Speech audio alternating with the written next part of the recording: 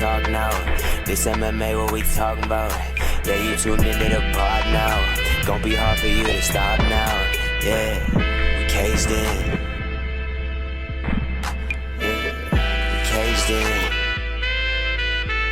Yeah, we caged in. Welcome back to another episode of Caged In. I'm your host, Chris DiCarlo. Got a very special guest making his debut on the show.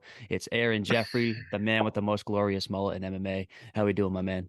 I'm good, man. How are you? I'm doing good, man. Thanks for taking some time to come talk to me. I know you got a big fight coming up on Saturday night, so I appreciate the time, man. Of course. All right, man, let's get into your background a little bit. You are 13-3 as a MMA professional. Your background, man. Where were you born and raised? Kind of what was growing up like for you? I was born and raised in a small town called Tillsonburg, Ontario, in Canada. I don't know, pretty normal life, I guess, like small town shit. All my buddies are farmers. Went to like a small school, small high school. Moved away a couple hours away for university. And that's where I found like my first real MMA gym with like a pro and amateur team, and that's where I started training seriously. Nice, man. Were you an athlete in school and everything? Did you play other sports? I played soccer my whole life. I played football 1 year in high school. Didn't really enjoy that too much. I did karate when I was super young, but I wasn't like a super athletic guy. Right. And so how did that kind of bleed into finding your way into MMA? Kind of what got you into the gym in the first place and what started your journey into the sport of MMA? I just liked watching it when I was growing up. I had an older brother, and I was like tagging along with him and his buddies, and they were watching it. And I became interested in it just as a fan. I started training at a small gym here. My brother wanted to train, so we were like doing some like shitty jujitsu and kickboxing at like a really small gym. Right. And then, like I said, when I moved away for university and I found that like real MMA team is when I got a bit more serious about it. And then it all escalated from there. Oh yeah, man, that's awesome. I know you train over at Niagara Top Team now. Can you kind of describe the vibe of your gym for maybe somebody that's listening isn't really familiar with Niagara Top Team? Yeah, it's a sick gym, man. World class coaches like the head coach there, Chris Prickett. He was an Olympic alternate, wrestled his whole life, phenomenal coach. We got Matt Antonio, who's his business partner, part owner, the other head coach. He's got like close to 30 professional MMA fights. He's fought a lot of high level guys. Nice. And we got a good team, man. We got a lot of up and coming guys. Like me fighting in Bellator. We got Jazz the Vicious, who's in the UFC. Anthony Romero just won on the PFL Challenger Series. He was on Contender Series as well. We got Mike Malott, another UFC fighter. So we got a solid gym, man, and then like lots of up and coming guys that are going to be on the radar soon. And as far as like the gym vibe goes, it's like a no bullshit, like hard work kind of place. I think with Prickett being the head coach, I think we've kind of adopted like the wrestling mentality.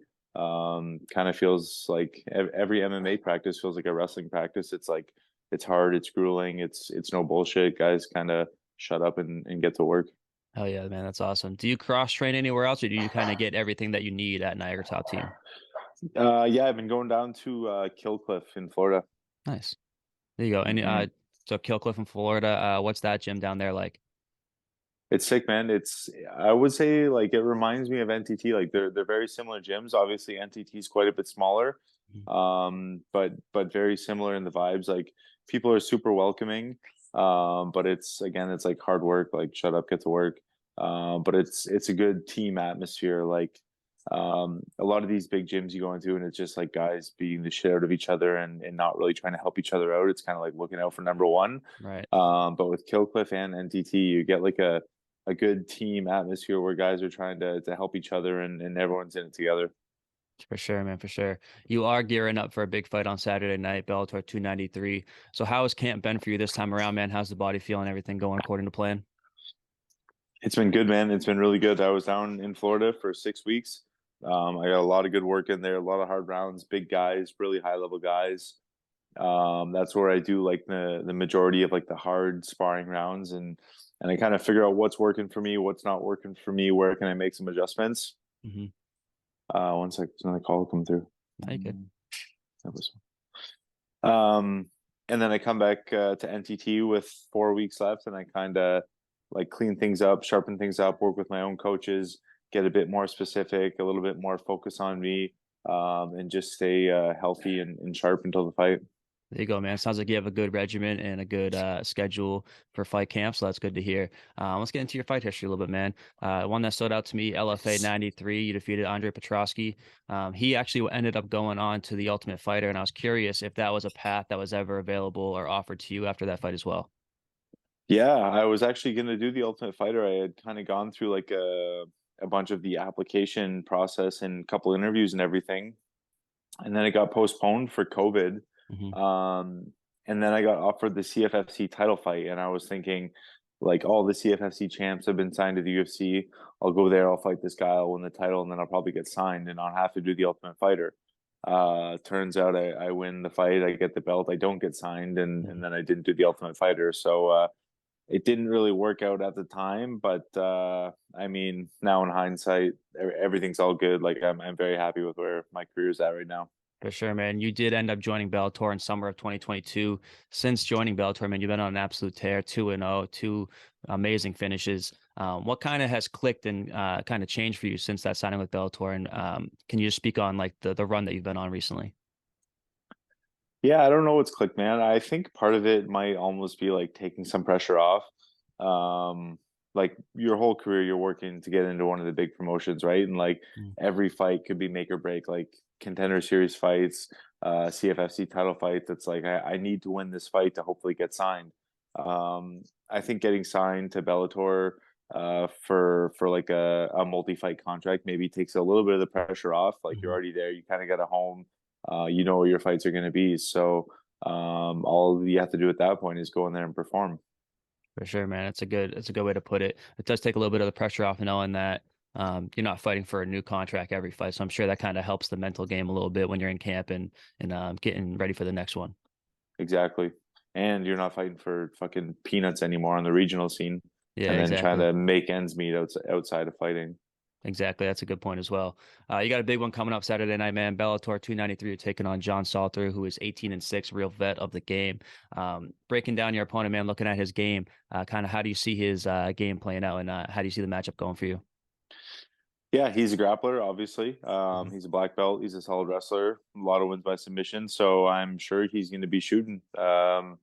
It's kind of like the classic striker versus grappler matchup. Mhm. I got a lot of wins by knockout. He's got a lot of wins by submission. He's going to want to get it to the ground. I'm going to want to keep it on the feet.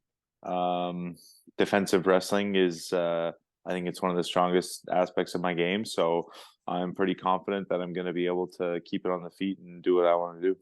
For sure, man, for sure.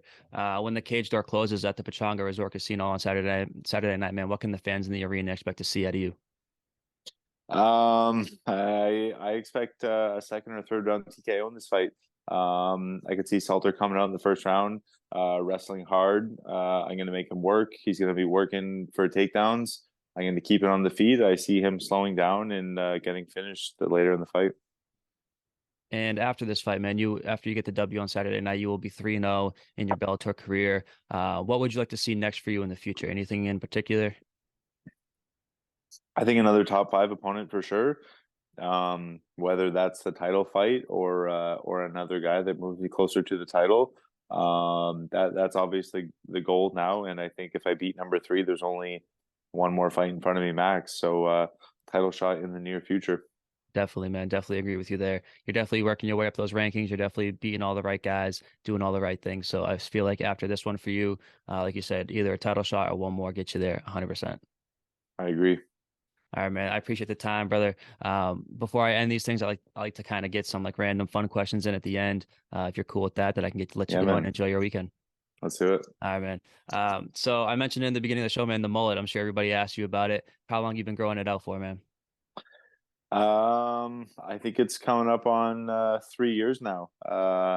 Like I had long hair for a while before that. I probably grew it out for like a year, and then it was just getting way too annoying when I was training. It was getting in my face and shit. I'm always wiping it out of my eyes. So I thought it would be funny to cut it into a mullet for a bit. And then my first fight with it, it was like all the commentary was talking about. Right. And then it like picked up steam on social media, so I stuck with it, and now it's pretty much my whole personality. So I can't cut it at this point. I know, right? Spoke to another Bellator guy who has a mullet, almost as luxurious as yours, Theo Haig. Yeah, He shouted out yours as well. He was a big sick, fan. nice. But yeah, he had the same kind of identity as you with the mullet. Yeah. It's an easy talking point, you know? Yeah, it is. He looks just like me. He's got like the exact same style. I think he's got a mustache now too, doesn't I think he just wants to be like you, man. He looks up to you. he? Maybe. Shout out to Theo, though, man. He's a good dude. If you could see one artist perform live, who would it be? One artist. I would say I've just been watching like a ton of like retro videos on Instagram of like Blink-182 back in the glory days, like early '90s Blink-182.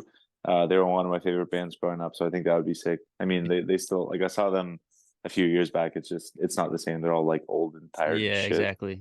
Blink in their prime was something different, man. So I can get down For with that. For sure. sure. Do you have a favorite movie or a favorite TV show? I'm not a big TV or movie guy. Like I got some classics from when I was younger. Like Big Daddy Yeah, was a sick movie. Cool Runnings. They're just like nostalgic childhood memories. I like those two movies a lot. We got them on VHS at my cottage and probably go down there and watch them a couple times a year still. that's awesome, man. Those are classics, so you can't go wrong with any of those. We got a big UFC fight coming up, UFC 287, Israel Adesanya versus Alex Pereira, Part 2. Any thoughts on that matchup? Any predictions? How you see it playing out? It's such a weird one, man, because it seems like Izzy is the more skilled fighter and he can win like 3/4 of the fight and then somehow still lose at the end. So, I mean, I always want to pick Izzy, but he's 0-3 against Pereira now. So, like, it seems dumb at this point to pick Izzy. For sure. Do you keep an eye on that middleweight division in particular, since that is the same division that you fight in?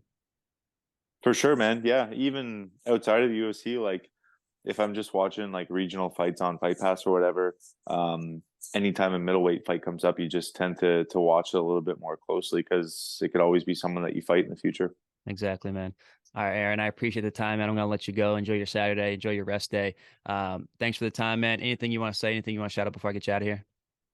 Everyone can check me out on social media at AAJ MMA. That's where I'll be posting everything about the upcoming fight, and I got my merch on there and everything. So yeah, check it out.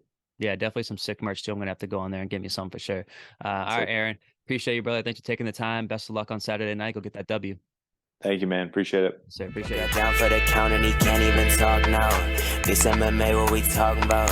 Yeah, you tuned into the pod now. Gonna be hard for you to stop now. Yeah, we caged in.